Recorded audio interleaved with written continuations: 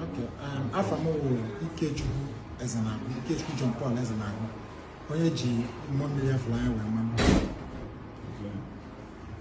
Ka ebe nọ na. Okay, anọ m n'ọfịs Ndi Udogachi. Tata bụ gịnị? Tata bụ 12 of March 2026.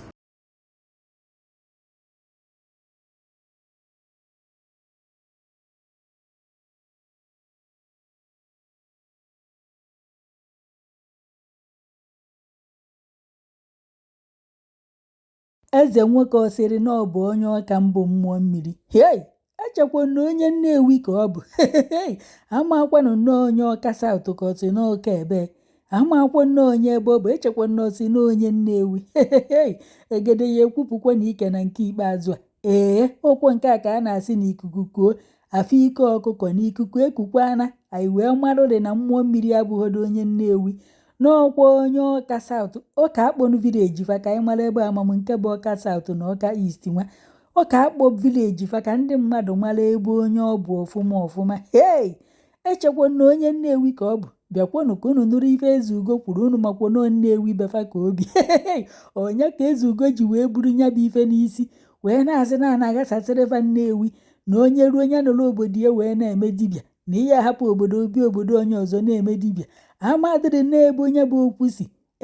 Echekwa na eze mmụọ mbụ papa ewata bụ eze nwoke. Echekwa na onye Nnewi o wee jee nnọọ na Nnewi wee jee ebe mmiri dị ruo ụlọ biri. O sikwara ike o ka hapụ unu ka unu gee ife Ezugo kwuru.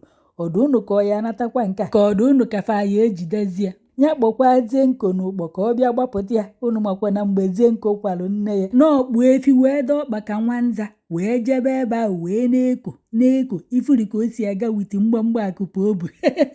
Enekatakwa vidio ahụ mgbe a na-asị Zenko ziri ya nya bịa ka ọ nọ jere ịchụ ụtọ ka ọ nọ ma bụ onye Zenko bụ wee jebe ya kpọkwa ya ka ọ bịa gbapụta ya na Zenko na Soludo na-alụkọ, Zenko na Obi Kubana na-alụkọ. Ya kpọkwa afa ka fa bịa nyere ya aka.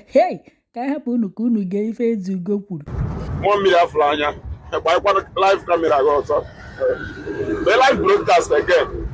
Ihe mezi live broadcast. Sometimes ndebe anyị amụwụ ife nna amụ ndebe anyị.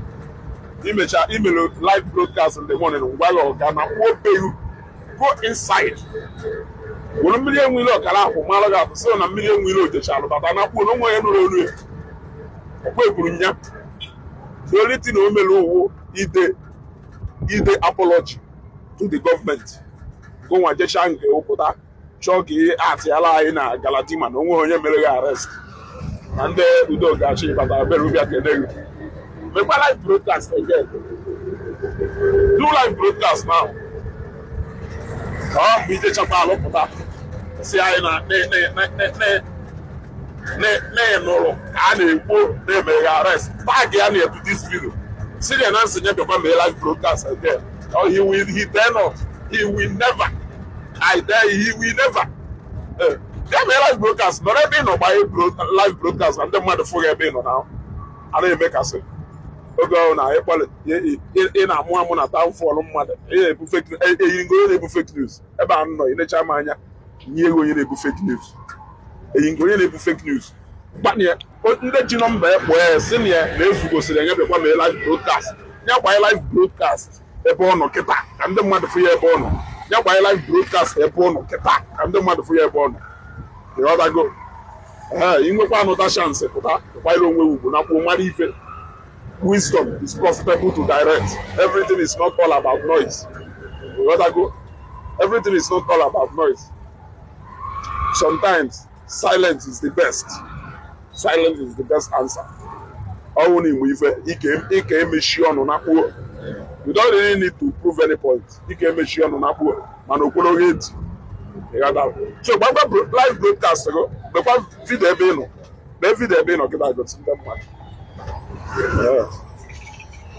you just want to protect it. Because I know you dare not. You dare not. Muo Mmiri ọgbanje. Ezuga dị bụ fake news. Adamebu fake news. The woolen guy with Malam. Then he gave updates.